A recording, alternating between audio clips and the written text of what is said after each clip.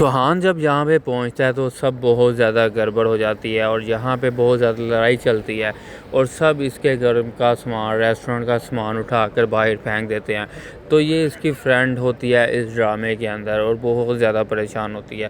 کیونکہ لوگ اس کے آتے ہیں، سوہان کے باپ بیچتا ہے اور زبردستی اس کا سامان اٹھاتے ہیں اور توڑ پھوڑ کرنے لگ جاتے ہیں اور ٹیبل اٹھا کر نیچے پھینکتے ہیں اور جو بھی سامان پڑا ہوتا ہے وہ دیکھتے بھی نہیں اور سامان کو نیچے پھینک دیتے ہیں اور بہت ہی زیادہ طور پر مچاتے ہیں، جس کی وجہ سے یہ لڑکی بہت زیادہ پریشان ہو جاتی ہے۔ اس کو کہتے ہیں کہ تم جلدی سے اس ریسٹورنٹ کو ہمارے نام کر دو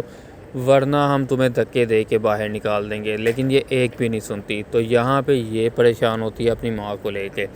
کیونکہ اس کی ماں کی رپورٹ صحیح نہیں آتی اور یہ بہت زیادہ پریشان ہو جاتی ہے اور کہتی ہے کہ میں اپنی ماں کو باہر علاج کے لیے بھیجوں گی۔ تو یہاں پہ اس کو فون آتا ہے اور دھمکیاں ملتی ہیں کہ جلدی سے اس ریسٹورنٹ کو ہمارے نام پہ کر دو اور اس کو ایک بلینک چیک کی آفر کی جاتی ہے اور ایک خط لکھا جاتا ہے کہ جلدی سے 5 بجے سے پہلے اس چیک میں جتنی مرضی اماؤنٹ بھرو اور اپنے نام پہ ٹرانسفر کر لو، اگر تم نے ایسا نہیں کیا تو ہم گنڈے بھیجیں گے اور تمہارا ریسٹورنٹ زبردستی اپنے نام پہ لکھوا لیں گے۔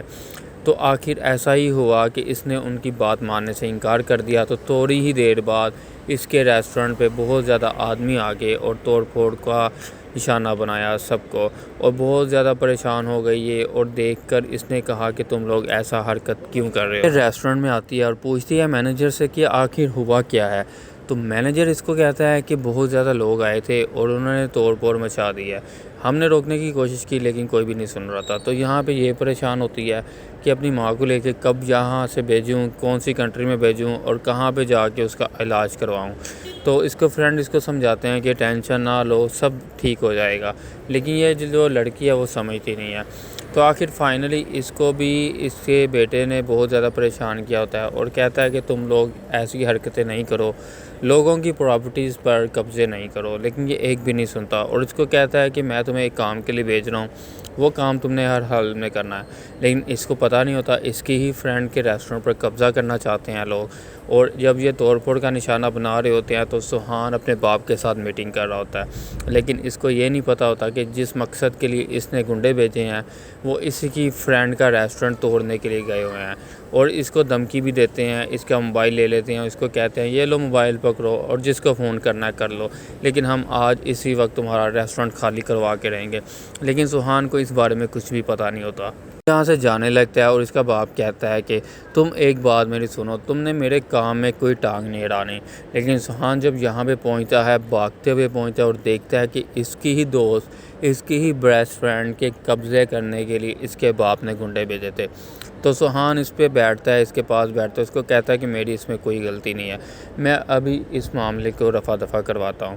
تو یہ سن کر بہت زیادہ حیران ہوتی ہے کہ آخر تم ہی ہو اس کے بیٹے جس نے یہ سب حرکت کی ہے، لیکن یہ اس کو سمجھاتا ہے کہ یہ سب میرے باپ کا قصور ہے، میرا اس میں کوئی قصور نہیں ہے۔ تو اپنے بندوں کو کہتا ہے کہ جلدی اسی وقت تم اس جگہ کو خالی کرو اور جہاں جہاں یہ سامان پڑا ہوا تھا مجھے ویسے ہی یہ سامان چاہیے۔ تو اس کا باپ اس کے ساتھ بلاتا ہے، اس کو بات کرتا ہے کہ تم نے آخر میرے بیچ میں ٹانگ کیوں اڑائی، میں چاہتا تو تمہیں اپنے اسی وقت اپنی جائیداد سے باہر بھی نکال سکتا ہوں، لیکن میں ایسا نہیں کروں گا، تمہارے لیے بہتر یہی ہے تم میرے تو یہاں پہ اس کی ماں بھی بیمار ہوتی ہے، چندہ، جس نے اس کو پال پوس کے بڑا کیا ہوتا ہے، اس کے پاؤں زخمی ہو جاتا ہے، سویلنگ ہو جاتی ہے جس کی وجہ سے یہ اٹھ نہیں پاتی۔ تو یہ ہاسپٹل میں آ جاتا ہے اور یہاں پہ یہی ڈاکٹر ہوتی ہے، اس کو کہتا ہے جلدی سے آپ علاج کرو اور اگر آپ نے علاج نہیں کیا جلدی تو میں بڑا ایکشن لوں گا۔ اور یہ بہت طور پر کرتا ہے، بہت زیادہ اریٹیٹنگ کرتا ہے، سب کو پریشان کرتا ہے، جلدی سے علاج کرو اس کا۔ لیکن ڈاکٹر جو ہے وہ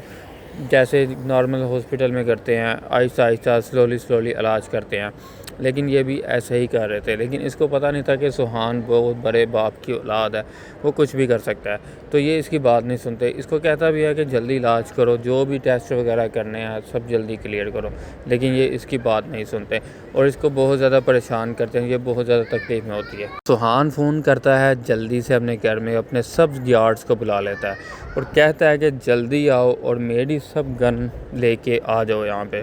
کیونکہ مجھے جلدی سے اپنی گن چاہیے اور جتنے بھی میرے گارڈز ہیں وہ سب یہاں پہ آ جاؤ۔ تو زبردستی ڈاکٹروں کو گن پوائنٹ پہ اندر بلاتا ہے اور اپنے گارڈز کو باہر کھڑا کر دیتا ہے اور کہتا ہے کہ جتنے بھی ڈاکٹر ہاسپٹل میں ہیں وہ سب اس روم میں آ جائیں، اور جب تک میری چندہ کا علاج نہیں ہوتا کوئی بھی اس کمرے سے باہر نہیں جا پائے گا۔ تو یہ سن کر ڈاکٹر بہت زیادہ پریشان ہو جاتے ہیں اور ڈر بھی جاتے ہیں، اور یہ دروازے کو بند کر دیتا ہے اور اندر آ جاتا ہے اور گن دکھاتے ہوئے کہتا ہے کہ جلدی سے اسی وقت اس کا علاج کرو۔ تو ڈاکٹر کہتے ہیں ہمارے بس میں نہیں ہے، ہمارے بس میں جو تھا ہم نے کر دیا،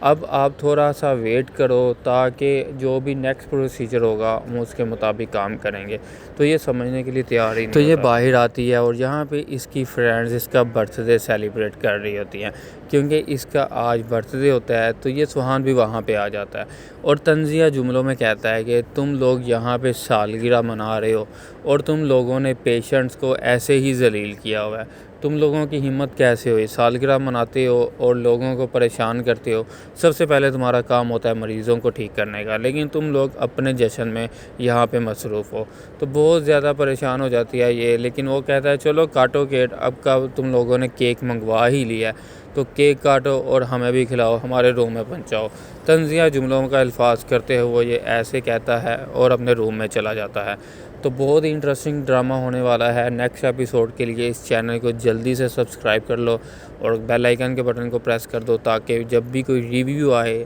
ایزیلی آپ کو مل سکے، اور پاکستانی ڈراماز دیکھنے کے لیے اس چینل کو لازمی سبسکرائب